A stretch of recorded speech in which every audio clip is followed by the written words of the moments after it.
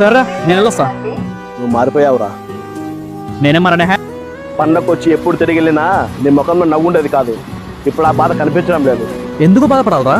నేను ఎప్పుడు ఏ పండగ వచ్చినా గతుకుల దారిలో చితికిన బతుకులే నాకు కనిపించేవి. కానీ ఈ సంక్రాంతి నాకు గుంతలు లేని రోడ్లతో, కలతలు లేని రైతులతో, కల్మషం లేని నవ్వులతో నాకు స్వాగతం పలికింది. 4,000 పింఛను పెరగడంతో ఆనందంగా ఉన్న బామ్మ, ల్యాండ్ టైటిలింగ్ రద్దుతో తన పొలం తన చేతికొచ్చి సంతోషంలో బాబాయ్, ఈ జనవరికి వచ్చే జాబ్ క్యాలెండర్ కోసం ధీమాగా ఎదురు చూస్తున్న తమ్ముడు.